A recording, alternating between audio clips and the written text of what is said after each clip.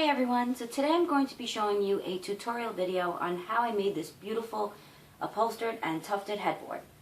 And what the best part is that it cost under $50 to make this yourself. And it's really, really easy. It'll only take you probably a day over the weekend. And it comes out beautiful, as you can see. And you can make it any which way you like it. I custom made it like this, and you can too. So stay tuned to find out how. Okay, I measured how big I want my headboard, and then I cut my piece of cardboard. I'm using cardboard, and this actually came from a baby stroller box, so I am recycling it. I measured the height to be 30 inches, and then the width is going to be 56 inches, so that it is plenty big for the width of the mattress. So yeah, and over here there's some flaps, so I just put some tape over there to reinforce it. And then the next step is going to be to put the foam on it. So I'll be back. Okay, so I purchased 1-inch project foam at Walmart, and actually the foam was the most expensive thing out of all the supplies used to make this headboard. And this is multi-purpose, soft and supportive foam. It is for a variety of household projects, so that's why I purchased it. And it was around $16, and that's a lot of money.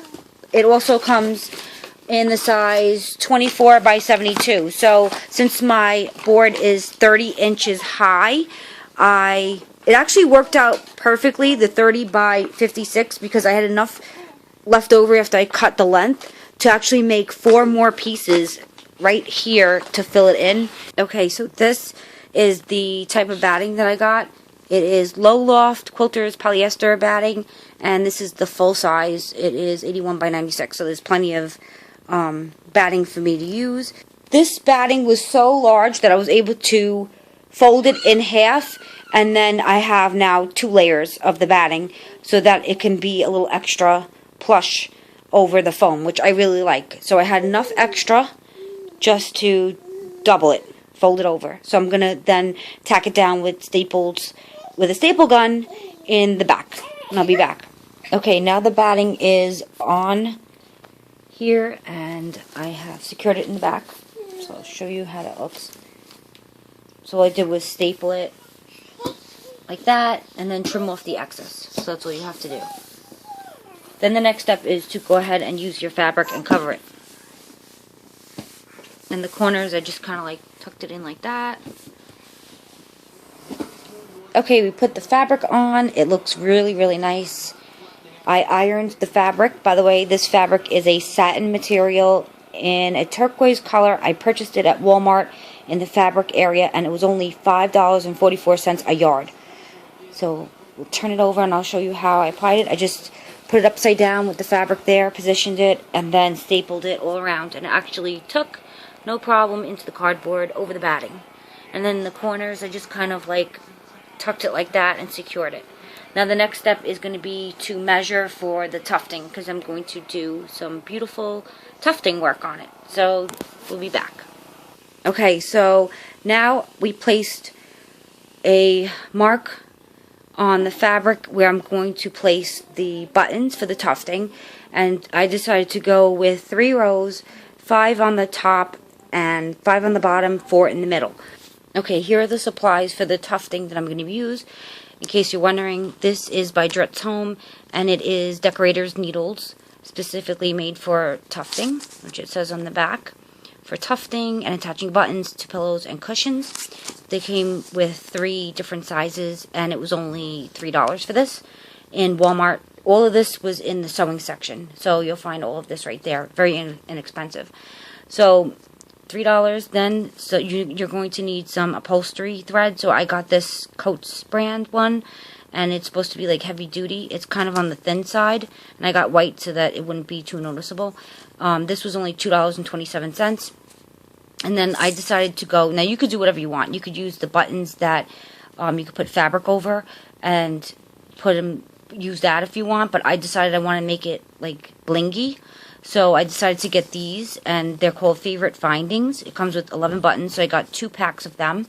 And each pack was only $1.97, so it's really, really inexpensive. And what I like about these is that they're buttons that they have holes in them already, and you just place the thread through it, and then obviously on the needle, and then you're going to pull it through in each spot and pull it through tight. But I love these. Look how pretty they are.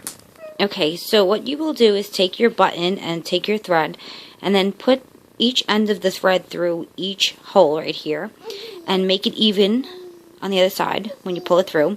Then triple knot it so that it is strong and stays, and then you will take the end of the needle and pull it through and knot it. So you just want to do like a loose knot, that way it's easy to take it off of the needle once you pull it through your fabric and the board. And then you will secure it, and I'll show you how to do that in a second. Okay, so over here you will place your needle on your mark, and then you will push it through like that and push it to the back.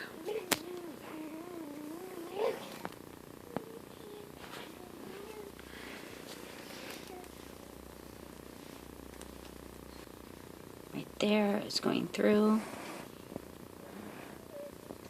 Push it all the way through and then pull it out.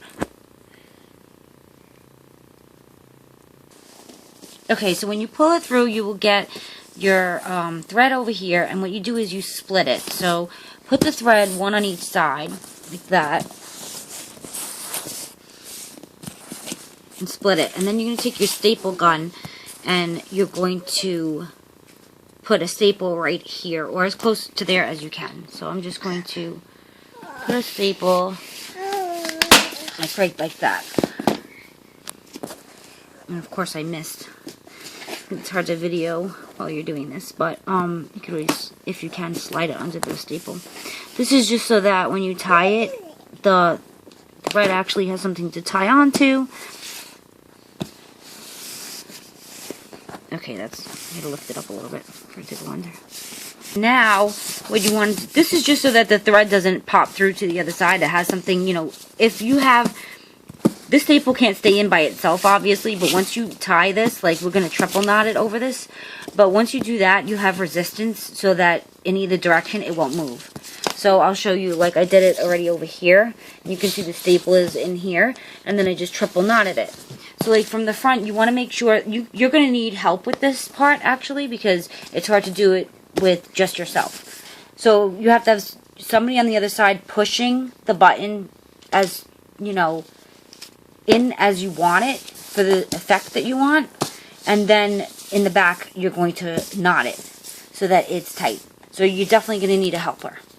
But that's exactly how you do it, and that's exactly how it looks. It's pretty simple. You could trim the strings once you're done, and you'll have that all over the back. Okay, so here is the finished product.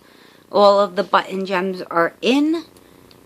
Okay, so in order to hang the headboard, I purchased these command strips. These are 12 large sets that come in here, and it holds up to 16 pounds. So make sure that you get something that will hold a lot of weight.